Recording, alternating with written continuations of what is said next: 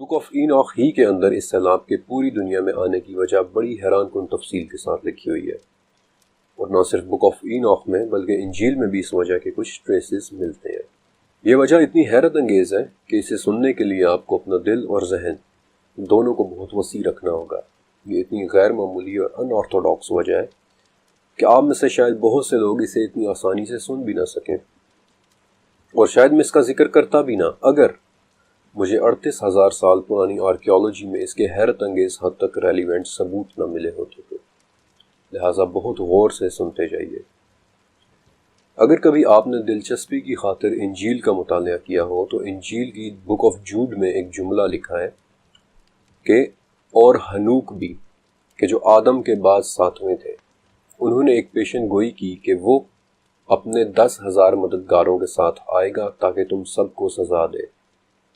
جو بھی تم میں سے ان نیچرل ہے اور ان نیچرل کام کرتا ہے اور اس کی ان نیچرل زبان ہے۔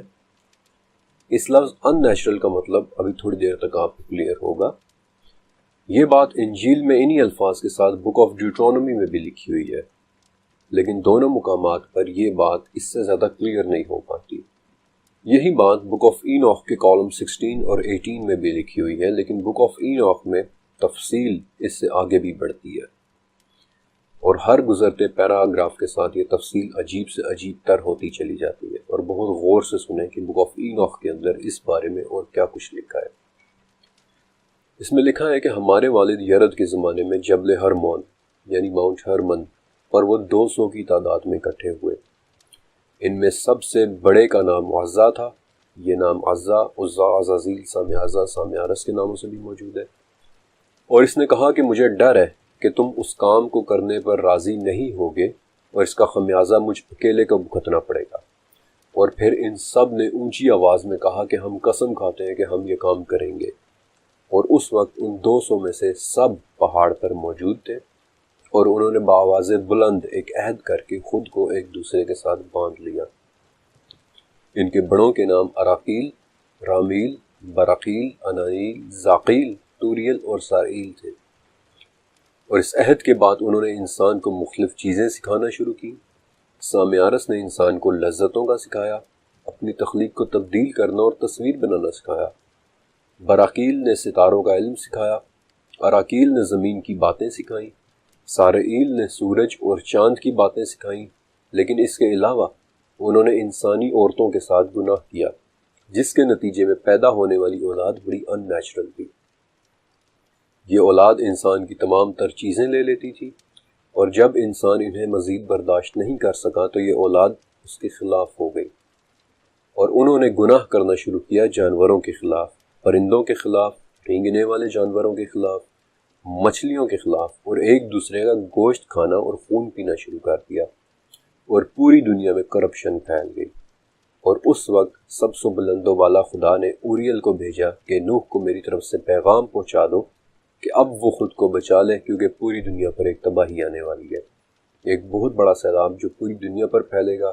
اور ان میں سے تمام ناپاک چیزوں کو ختم کرے گا اور پانی سے زمین کو پاک کرے گا۔ اور نوح سے کہو کہ اس سیلاب سے بچے، کیونکہ اسی کی اولاد سے دنیا بڑھے گی۔ اور پھر خدا نے اوریل کو بھیجا، جس نے نوح کو آنے والی اس تباہی کے متعلق بتایا، اور یہ بھی بتایا کہ انہیں کیا کرنا ہے۔ اور عزا کے ہاتھ اور پاؤں باندھ کر اسے صحرا میں ایک راستہ کھول کر پھینک دیا، اور جب ہمیشہ کا فیصلہ کرنے والا دن آ جائے گا تو وہ اور اس کی ناپاک ذریت آگ کے گڑھے کی طرف لے جائیں گے۔ اگر آپ نے اب تک غور سے توجہ سے سنا ہے تو مجھے پورا یقین ہے کہ آپ حیرانی اور پریشانی دونوں محسوس کر رہے ہیں، کیونکہ یہ انفارمیشن شاید آپ کے لیے بالکل نئی ہوگی۔ آپ کی سہولت کے لیے اس انفارمیشن کو میں آسان الفاظ میں دوبارہ بتا دیتا ہوں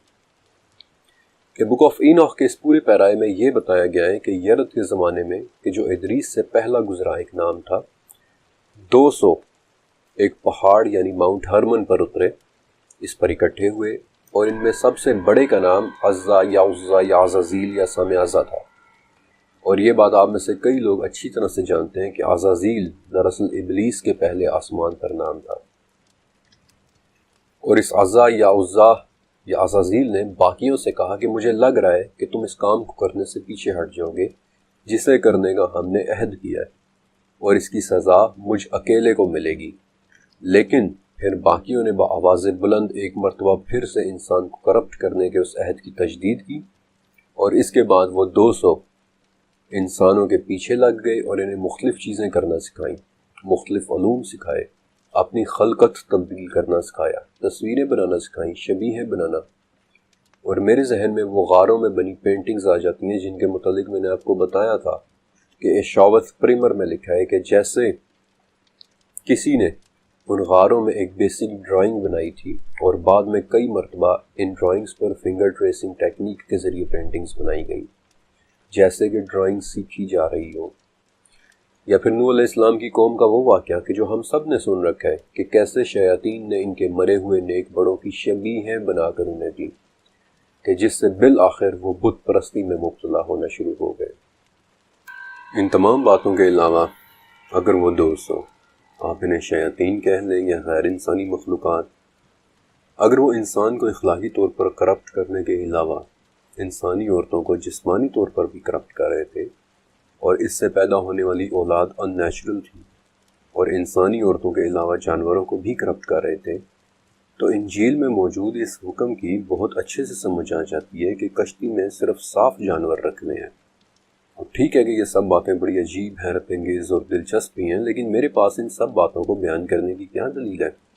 کیونکہ بغیر کسی دلیل کے یہ سب باتیں صرف باتیں ہیں۔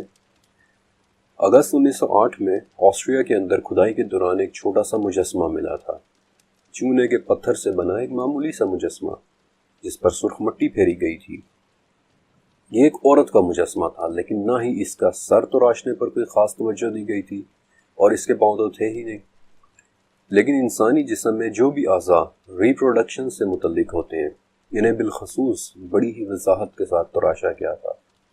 اور اس عجیب سے مجسمے کو کسی نے آج سے 25,000 سال پہلے بنایا تھا۔ آج بھی یہ چھوٹا سا اور عجیب و غریب سا مجسمہ وینا کے نیچرل ہسٹری میوزیم میں رکھا ہوا ہے۔ لیکن آسٹریا سے باہر کئی دوسری کھدائیوں میں دھیرے دھیرے مزید مجسمے ملنا شروع ہوئے، بالکل اسی ڈیزائن کے ساتھ عورتوں کے مجسمے، زیادہ تر کے سر غائب، چہرہ غائب، پاؤں غائب، اور انہیں بناتے وقت جسم کے صرف انہی اعضاء پر فوکس کیا گیا کہ جن کی افزائش نسل کے دوران اہمیت ہوتی ہے۔ بلکہ ایک مجسمے جس کا نام وینس آف میگڈلائنن ہے، اس میں تو پورے کا پورا فیمیل ریپروڈکٹیو سسٹم بنا ہوا ہے۔ اب تک اس وینس سیریز کے 200 مجسمے مل چکے ہیں، جن میں سب سے پرانا مجسمہ وینس آف ہالیفیلز جو آج سے 35,000 سال پہلے بنایا گیا تھا۔ وہی ڈیزائن، زیادہ تر کے سر غائب، پاؤں غائب، بس ایک حاملہ عورت کا جسم۔ انفیکٹ ان میں سے ایک مجسمہ تو بلوچستان کے مہر گڑھ سے بھی ملا تھا۔ ان مجسمے کے تراشنے والوں نے ان کا کیا نام رکھا تھا کوئی نہیں جانتا، لیکن ان سب کا ڈیزائن اور شیپ ایک ہی جیسی ہے۔ لیکن جو بات سب سے زیادہ حیران کن ہے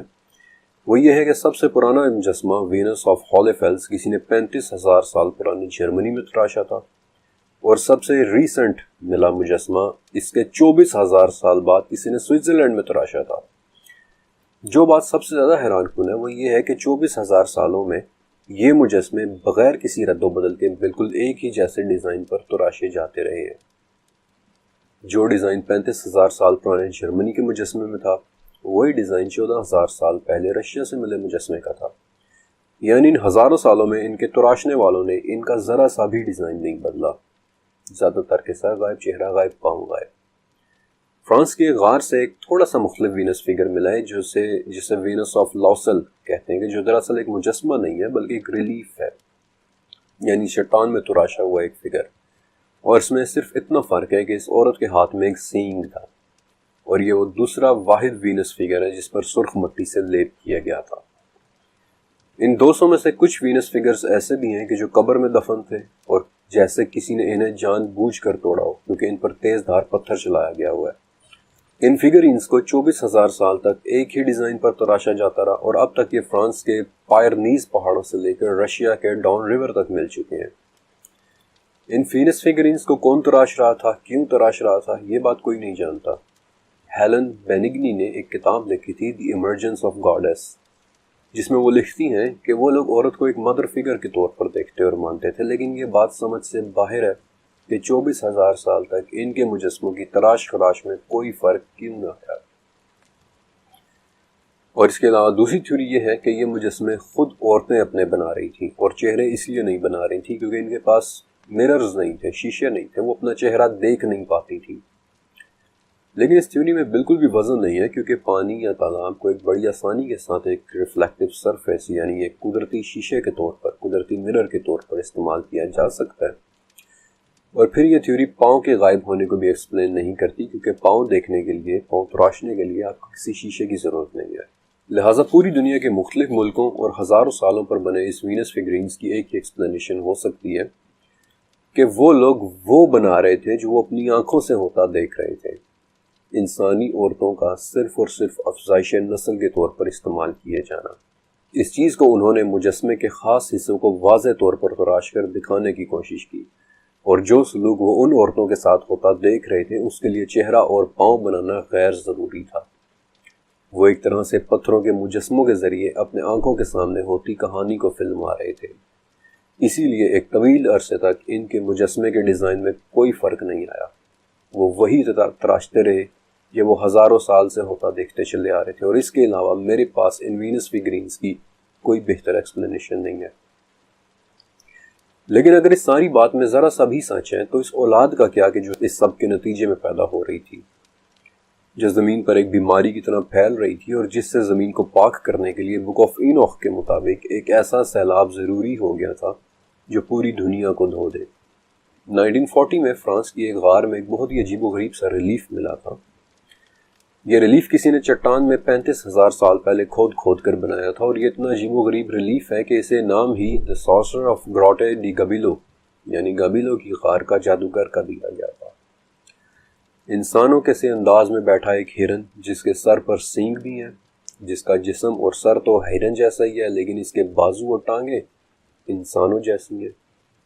فرانس ہی کی ایک اور غار میں 13,000 سال پہلے ایک اس سے بھی زیادہ عجیب و غریب پینٹنگ ملی تھی، جسے اگر میں آپ کو دکھاؤں تو آپ یہ آئیڈیا بھی نہیں کر پائیں گے کہ یہ انسان بنانے کی کوشش کی گئی ہے یا جانور۔ اس پینٹنگ کا نام ہے دی سارسرر آف ٹرائس فیرس یعنی فریرس کی غار کا جادوگر، جس کی پچھلی دونوں ٹانگیں انسانی ہیں، اس کے دونوں ہاتھ انسانی ہیں، اس کا چہرہ بھی انسانی ہے، لیکن اس کا جسم اور اس کے کھڑے ہونے کا پوسچر جانوروں جیسا ہے، اور یہ بھی کہ اس کے سر پر سینگ ہے۔ ان سب سے پرانا ایک چھوٹا سا مجسمہ جسے آج سے 38,000 سال پہلے کسی نے تراشا تھا، لوون مینچ، یہ ایک جرمن لفظ ہے جس کا انگلش میں ٹرانسلیشن ہوتی ہے the lion man, the lion man of Hohlenstein Stadel, ایک ایسا مجسمہ جس کا پورا جسم انسانی ہے لیکن اس کا سر شیر کا ہے، اور یہ مجسمہ آج بھی جرمنی کے علم میوزیم میں موجود ہے۔ میں نے آپ کو صرف 3 مثالیں دی ہیں غاروں میں بنی پینٹنگز، ان میں پوری ایک کیٹیگری ہے جسے ویژنری کیو آرٹ کہتے ہیں۔ اس قسم کی پینٹنگز میں 2 چیزیں بڑی ہی عجیب دیکھنے کو ملتی ہیں کہ ایک تو ان میں ایسے ایسے کریکٹرز بنے ہوئے ہیں کہ جو آدھے انسان اور آدھے جانور ہیں، اور دوسری یہ کہ ان میں ایسی تصویریں بھی پینٹ ہوئی ہوئی ہیں کہ جن میں انسان کا جسم بدل رہا ہے، his shifting his shape shift ہو رہا ہے۔ میرا آپ سے ایک سوال ہے کہ آج سے 38,000 سال پہلے جب ابھی زراعت بھی شروع نہیں ہوئی تھی، جب کسی قسم کی سیویلائزیشن کا نام و نشان بھی نہیں تھا، جب ابھی گھر بھی صحیح طرح سے نہیں بننا شروع ہوئے تھے، تو کیا تب وہ لوگ اتنے تخیلاتی اور امیجنیٹو تھے کہ 12 سنگے اور انسان کا ہائیبرڈ، شیر اور انسان کا ہائیبرڈ، اور انسانوں کی طرح بیٹھے ہوئے ہرن یا ہرن کی طرح چلتے ہوئے انسانوں کو تصور کر رہے تھے؟ شاید نہیں۔ شاید وہ لوگ وہی تراش رہے تھے جو اس وقت وہ اپنی آنکھوں کے سامنے چلتا پھرتا دیکھ رہے تھے، اور شاید انہی چیزوں سے اس دنیا کو پاک کرنے کے لیے ایک عظیم سیلاب کا آنا ضروری تھا۔